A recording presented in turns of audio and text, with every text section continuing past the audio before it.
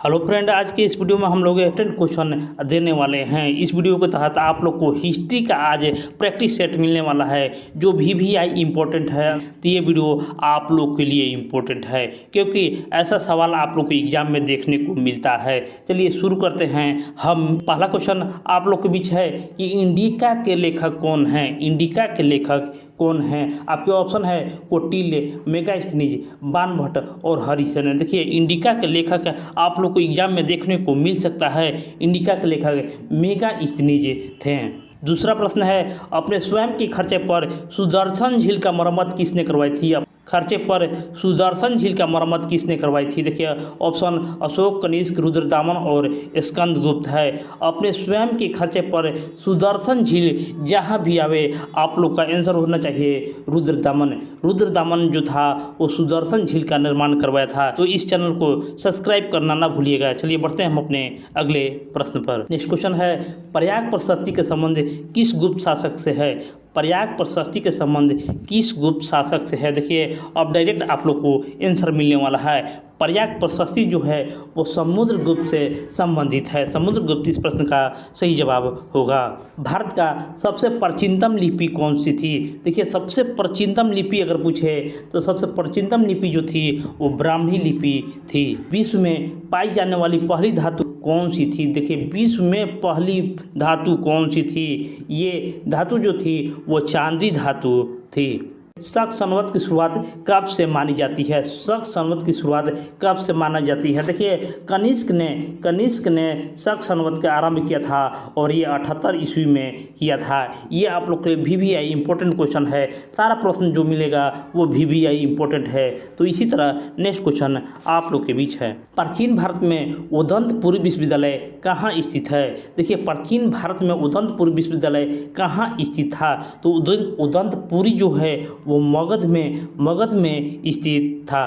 चाणक्य भारत के किस शिक्षण संस्थान में अध्ययन किया था? देखिए चाणक्य जो था वो भारत के किस शिक्षण संस्थान में अध्ययन किया था? बहुत ही इम्पोर्टेंट प्रश्न है। ये तक्षशिला विश्वविद्यालय में अध्ययन किया था। कौन? चाणक्य जो था वो तक्षशिला विश्वविद्यालय में शिक्षण किया था। इलाहाबाद प्रशस्ति के लेखक कौन है? देखिए इंपॉर्टेंट क्वेश्चन है। इलाहाबाद प्रशस्ति जो है वो हरिसेन के द्वारा लिखित है। ताम्र लिपि बंदरगाह अवस्थित था। ये भी इम्पोर्टेंट क्वेश्चन है। देखिए ऑप्शन है गुजरात, केरल, बंगाल और महाराष्ट्र। देखिए ताम्र लिपि बंदरगाह जो है वो बंगाल में अवस्थित था।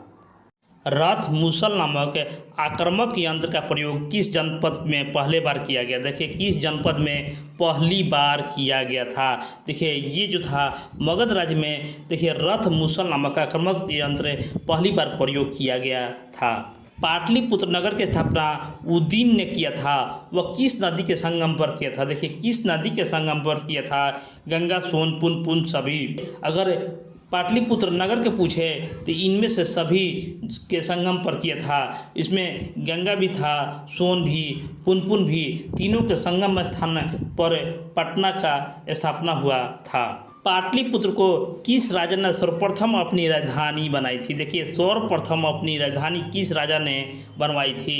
तो वो था जिसने स्थापना किया उसी ने पहले राजधानी उदयन ने बनाई थी। 14वां प्रश्न आप लोग के बीच है कि मगध का प्राचीनतम राजवंश कौन था? मगध का प्राचीनतम राजवंश कौन था? देखिए इसका एक ट्रिक था हसीन मासुका। अगर आप लोग याद रखिएगा तो इसको आप लोग पकड़ सकते हैं। तो सबसे प्राचीनतम पूछे तो हर्यक वंश था। देखिए ह से हर्यक वंश होता है। मगध की प्राचीन राजधानी कहाँ थी? देखिए मगध की प्राचीन राजधानी पूछा है। देखिए मगध की प्राचीन राजधानी राजगिरी में थी। डायरेक्ट आप लोग को आंसर मिल रहा है। तो इस वीडियो को आप लोग को सुनने मात्र से सभी प्रश्न याद हो जाएगा और आपने एग्जाम में अच्छा नंबर ला सकते हैं। नेक्स्ट क्वेश्चन आप लोग के बीच है कि भारत का नेपोलियन किस शासक को कहा जाता है? देखिए भारत का नेपोलियन किस शासक को कहा जाता है? देखिए भारत का नेपोलियन जो है वो समुद्रगुप्त को कहा जाता है। कालिदास किसके समकालीन थे? कालिदास जो थे वो किसके समकालीन थे? देखिए कालिदास जो थे वो चंद्रगुप्त द्वितीय, जिसको चंद्रगुप्त विक्रमादित्य भी कहा जाता है, कालिदास समकालीन थे। धर्म विजय का उल्लेख अशोक ने किस शिलालेख में किया है? देखिए धर्म विजय का उल्लेख अशोक ने किस शिलालेख में किया है? तो देखिए धर्म विजय 13वां शिलालेख में उल्लेख किया है। सेल्यूकस ने अपनी पुत्री का विवाह किस राजा से किया था? देखिए सेल्यूकस ने अपनी पुत्री का विवाह किस राजा से किया था? ये चंद्रगुप्त मौर्य जो थे वो सेल्यूकस ने अपनी पुत्री का विवाह किया था। तक्षशिला किस राज्य में अवस्थित था? देखिए तक्षशिला जो था वह वर्तमान में पाकिस्तान में स्थित है, लेकिन जब तत्कालीन पूछ रहा है तो तत्कालीन जो है वह गांधार राज्य में अवस्थित था। जरासंध का संबंध किस वंश से था? देखिए जरासंध का संबंध किस वंश से था? वो था बृहद्रथ वंश से। बिंबिसार का संबंध किस वंश से था? देखिए बिंबिसार भी पूछा है, ये भी आई इम्पोर्टेंट, आप लोग लिख लीजिएगा। बिंबिसार किस वंश से संबंधित है? देखिए बिंबिसार जो था वो हर्यक वंश से संबंधित था। अंगराज्य आधुनिक बिहार में किस जिले में अवस्थित था? देखिए अंगराज्य जो था आधुनिक बिहार के किस जिले में अवस्थित था? तो ये अंगराज्य जो था वो भागलपुर में अवस्थित था।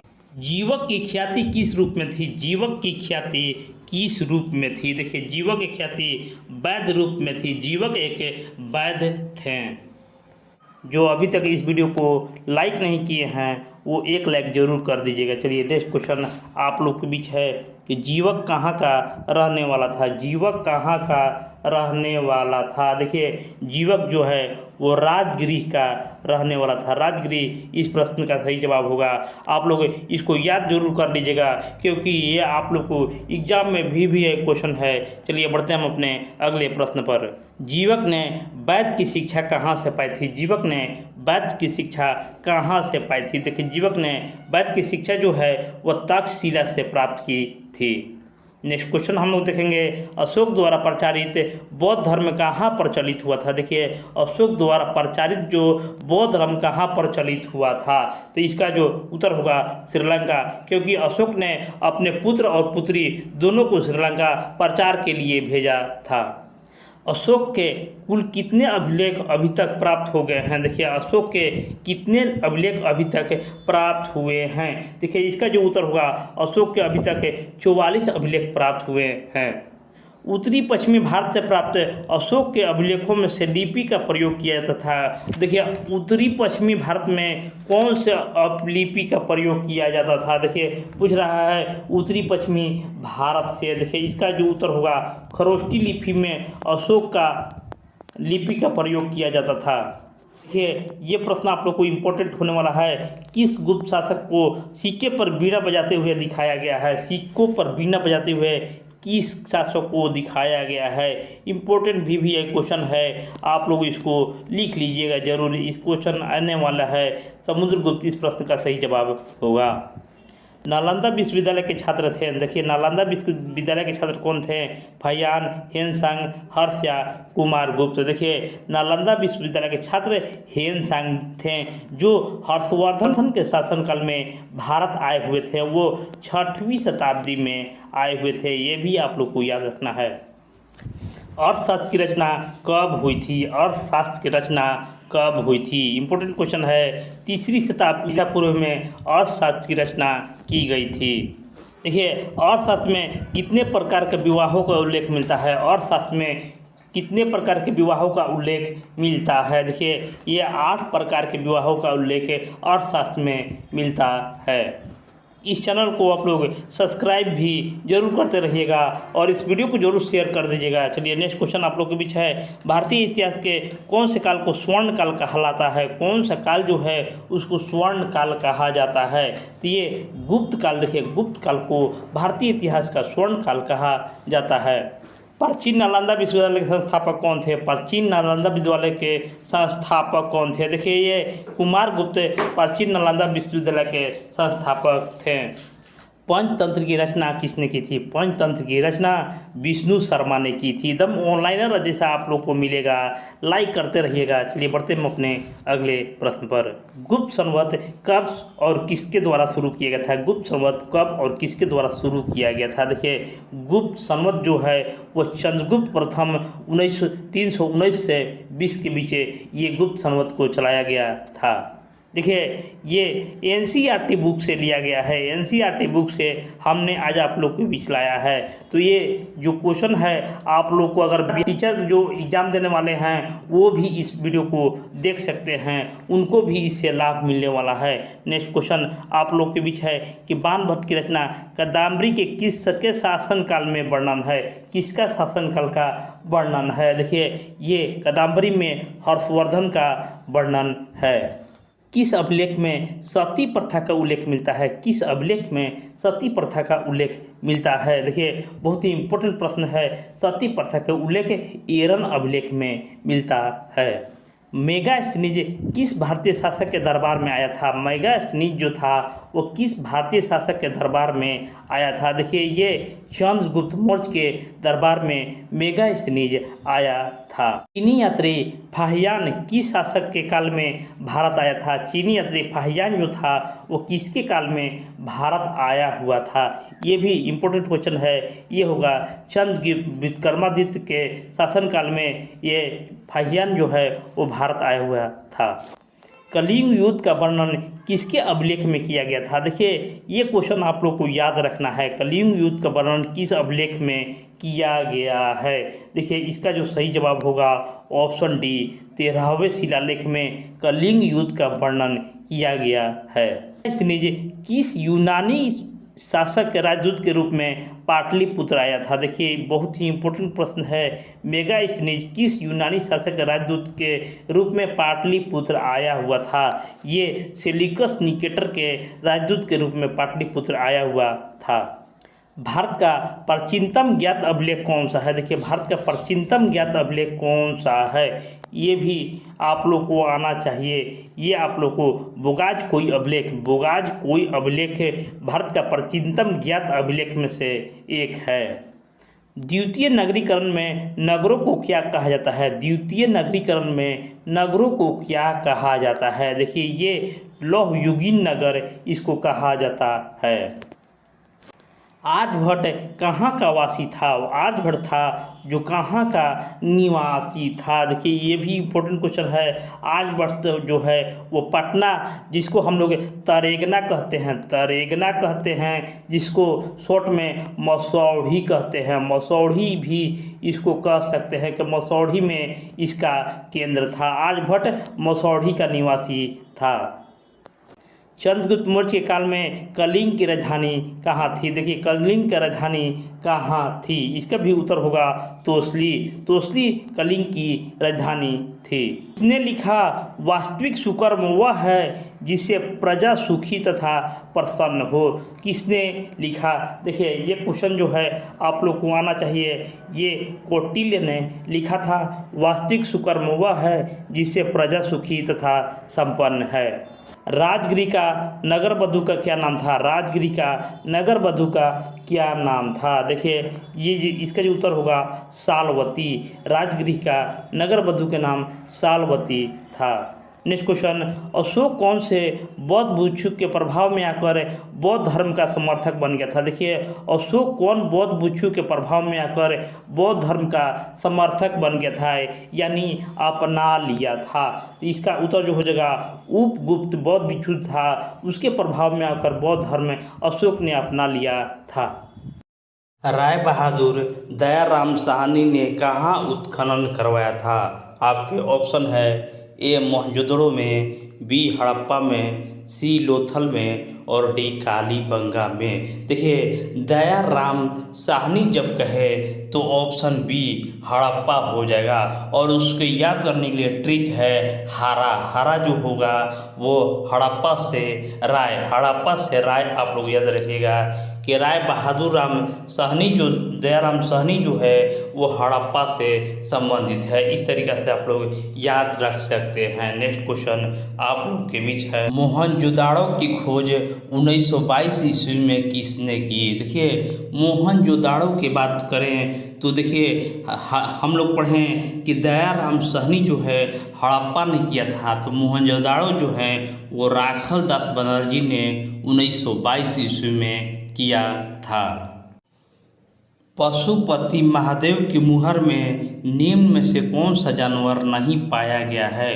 देखिए पशुपति महादेव का मुहर मिला था, उसमें 4 जानवर थे, उसमें कौन सा जानवर नहीं पाया गया था। हाथी, बाघ, शेर और भैंस। देखिए इसमें हाथी, बाघ और भैंस थे, लेकिन यहाँ पर शेर नहीं था। शेर इस प्रश्न का सही जवाब होगा। इस स्थान से शतरंज के खेल की तरह का प्रमाण प्राप्त हुआ है। देखिए शतरंज के खेल की तरह का प्रमाण प्राप्त हुए हैं, तो ये जो खेल है वो लोथल से प्राप्त हुआ है। लोथल इस प्रश्न का सही जवाब होगा। तो सभी प्रश्न आप लोग के लिए इम्पोर्टेंट है, 2025 के लिए आप लोग के लिए इम्पोर्टेंट है। तो ये वीडियो को आप लोग मिस नहीं करना है। तो चलिए नेक्स्ट क्वेश्चन आप लोग के बीच है, हल से जूते हुए खेत का साक्ष्य कहाँ मिले हैं। देखिए हल से जूते हुए खेत का साक्ष्य कहाँ पर मिले हुए हैं। कालीबंगा, रंगपुर, लोथल और रोपड़। तो देखिए इसको याद करने के लिए आप लोग याद रखिएगा कि देखिए जो खेत होता है वो काला होता है, खेत जो होता है वो काला पड़ जाता है, इसलिए यह कालीबंगा में स्थित है। तो हल से जुते हुए खेत कालीबंगा से प्राप्त हुआ है। सभी प्रश्न आप लोग को ट्रिकली बताया जा रहा है ताकि आप लोग एग्जाम में अच्छे नंबर ला सके। चलिए बढ़ते हैं अपने अगले प्रश्न पर। देखिए एक बार पुनः ये क्वेश्चन आप लोग को दोहराया जा रहा है ताकि आप लोग याद रख सके। राखल दास बनर्जी ने मोहनजोदाड़ो की अवशेष की किस वर्ष खोजे थे। देखिए इसका जो उत्तर हो जाएगा 1922 ईस्वी में यह अवशेष खोजा गया था। नेक्स्ट क्वेश्चन आप लोग के बीच है, सिंधु घाटी सभ्यता में विशाल स्नानागार का अवशेष कहाँ से प्राप्त हुए हैं। विशाल स्नानागार का अवशेष कहाँ से प्राप्त हुए हैं। उत्तर होगा विशाल स्नानागार मोहनजोदाड़ो से प्राप्त हुए हैं। सभी प्रश्न इम्पोर्टेंट है। चलिए सिंधु घाटी सभ्यता की जुड़वा राजधानी कहाँ थी। देखिए सिंधु घाटी सभ्यता की जुड़वा राजधानी कहाँ थी। देखिए इसका जो उत्तर जो हो जाएगा हड़प्पा मोहनजोदाड़ो। हड़प्पा मोहनजोदाड़ो जो थी वो जुड़वा राजधानी थी। तो इस वीडियो को आप लोग शेयर भी जरूर करते रहिएगा। चलिए बढ़ते हैं अपने अगले प्रश्न पर। सिंधु घाटी सभ्यता का क्षेत्रफल किस आकार का था। सिंधु घाटी सभ्यता का क्षेत्रफल किस आकार का था। देखिए आयताकार, वर्गाकार, वृत्ताकार या त्रिभुजाकार। ये सवाल जो है वो बीपीएससी शिक्षक भर्ती में भी आ चुका है। तो अगर आप लोग ये पढ़ लेते हैं तो अभी से आप शिक्षक भर्ती के लिए तैयारी कर सकते हैं। देखिए सिंधु घाटी सभ्यता का क्षेत्रफल जो है वो त्रिभुजाकार आकृति का है। किस सिंधु स्थल में महिला और पुरुष को एक साथ दफनाया गया है। किस सिंधु स्थल में महिला और पुरुष दोनों को एक साथ दफनाया जाता था। देखिए ऑप्शन है लोथल, सूतकांगडोर, रोपड़ और बनवाली। तो इसका जो उत्तर होगा महिला पुरुष एक साथ दफनाया जाता था वो होगा रोपड़। अगर आप लोग को ये प्रश्न का उत्तर आता था तो आप हमारे कमेंट बॉक्स में जरूर कमेंट करते रहिएगा। चलिए बढ़ते हैं अपने अगले प्रश्न पर।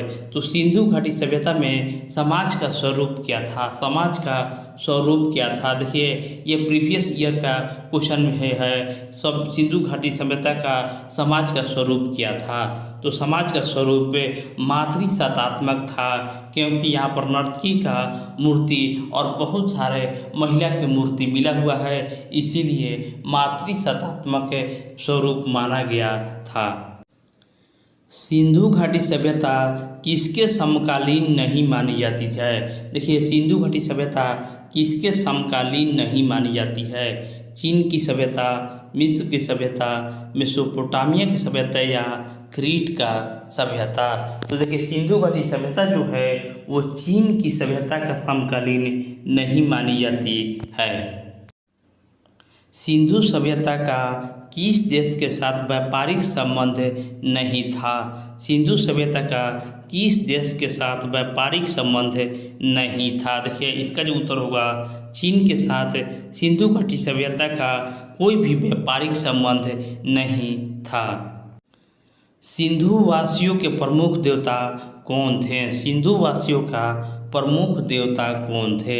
इंद्र, विष्णु, पशुपति और गणेश। देखिए सिंधु वासियों के लिए प्रमुख देवता पशुपति महादेव थे और इनके मोहर पर 4 जानवरों को चित्र अंकन हुआ था।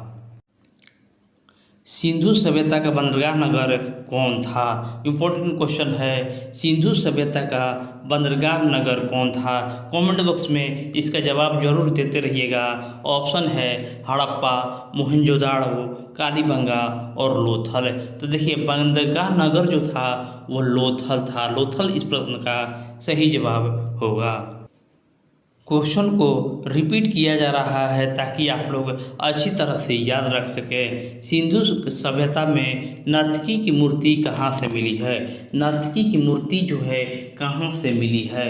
ऑप्शन है मोहनजोदाड़ो, हड़प्पा, कोटदोजी और राखी गढ़ी। देखिए नर्तकी जो है वो मोहनजोदाड़ो से मिली हुई है। गंदे पानी की निकासी की समुचित व्यवस्था पर सर्वप्रथम किस सभ्यता में देखने को मिलती है? गंदे पानी की निकासी की समुचित व्यवस्था सर्वप्रथम किस सभ्यता में देखने को मिलती है? तो अभी हम लोग सिंधु घाटी सभ्यता के बारे में पढ़ रहे हैं, तो इसका आंसर भी हो जाएगा सिंधु घाटी सभ्यता में गंदे पानी का निकासी का समुचित व्यवस्था मिलती है। कालीबंगा किस नदी के किनारे अवस्थित था? देखिए कालीबंगा जो है वो किस नदी के किनारे अवस्थित था? रावी, सिंधु, सतलज और सरस्वती। तो कालीबंगा जो है वो सरस्वती नदी के किनारे अवस्थित था। प्राचीन इतिहास का निर्माण किया गया। प्राचीन इतिहास का निर्माण किया गया। देखिए साहित्यिक स्रोतों के आधार पर, विदेशी यात्री के विवरण के आधार पर और पुरातात्विक अवशेषों के आधार पर। ऑप्शन इसका सही जवाब होगा उपयुक्त सभी के आधार पर प्राचीन इतिहास का निर्माण किया गया था। कालीबंगा भारत के किस राज्य में अवस्थित है? कालीबंगा जो है भारत के किस राज्य में अवस्थित है? तो उत्तर हो जाएगा कालीबंगा राजस्थान में अवस्थित है।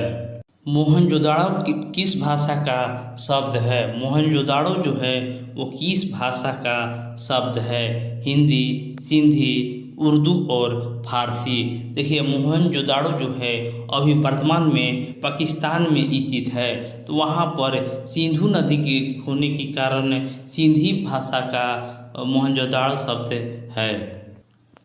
लोथल कहाँ स्थित है? ऑप्शन है गुजरात, पश्चिम बंगाल, राजस्थान और पंजाब। देखिए लोथल जो है वो गुजरात राज्य में स्थित है। मोहनजोदाड़ो की उत्खनन किसने किया था? मोहनजोदाड़ो इम्पोर्टेंट प्रश्न है। देखिए राखल दास बनर्जी ने मोहनजोदाड़ो की खोज 1922 ईस्वी में कराया था, लेकिन उत्खनन पूछे तो उत्खनन R.D. बनर्जी ने करवाया था। मोहनजोदाड़ो किस नदी के किनारे बसा हुआ था? मोहनजोदाड़ो किस नदी के किनारे बसा हुआ था? देखिए पाकिस्तान में स्थित है, इसलिए यह सिंधु नदी के किनारे मोहनजोदाड़ो बसा हुआ था। सिंधु सभ्यता में गोतीबाड़ा का प्रमाण कहाँ मिला है? गोतीबाड़ा का प्रमाण कहाँ मिला हुआ है? ऑप्शन है लोथल में, कालीबंगा में, राखी गढ़ी में या बनमाली में। तो गोतीबाड़ा जो है वो लोथल में मिला हुआ है। सभी प्रश्न इम्पोर्टेंट है। किस सिंधु स्थल से सूती कपड़े का साक्ष्य मिले हुए हैं? किस सिंधु स्थल से सूती कपड़े का साक्ष्य मिले हुए हैं? देखिए उत्तर होगा सूती कपड़ा मोहनजोदाड़ो से प्राप्त हुए हैं। हड़प्पा सभ्यता का प्रशासन था? हड़प्पा सभ्यता का प्रशासन कैसा था? ऑप्शन है राजतंत्रात्मक, लोकतंत्रात्मक, नगर पालिका या गणतंत्रात्मक। देखिए, हड़प्पा सभ्यता का प्रशासन नगर पालिका से संबंधित था। हड़प्पा सभ्यता का पतन का क्या कारण थे? हड़प्पा सभ्यता के पतन के क्या कारण थे? विदेशी आक्रमण, प्राकृतिक कारण, मानवीय कारण और उपयुक्त सभी। देखिए, जब भी आप लोग उपयुक्त सभी देखें तो इसका उत्तर उपयुक्त सभी ही करें। 90% आप लोग का उत्तर उपयुक्त सभी ही होगा। तो इसका भी हड़प्पा सभ्यता का पतन के कारण भी उपयुक्त सभी होगा। विदेशी आक्रमण, प्राकृतिक कारण और मानवीय कारण, सभी कारण थे। हड़प्पा किस नदी के किनारे स्थित है? देखिए, हड़प्पा जो है वो किस नदी के किनारे स्थित है? तो सिंधु हम लोग जाने कि मोहनजोदाड़ो होगा। हड़प्पा रावी नदी के किनारे स्थित था। हड़प्पा सभ्यता की सबसे महत्वपूर्ण विशेषता क्या थी? हड़प्पा सभ्यता की सबसे महत्वपूर्ण विशेषता क्या थी? उत्तर होगा नगर योजना व वास्तुकला। तो इस वीडियो को आप लोग ज़्यादा से ज़्यादा दोस्तों के साथ ज़रूर शेयर कर दीजिएगा, लाइक कीजिएगा और चैनल को सब्सक्राइब कर दीजिएगा, ताकि ऐसा ही वीडियो मैं आप लोग के लिए रोज़ लाता रहूँगा। मिलते हैं नेक्स्ट वीडियो में। धन्यवाद।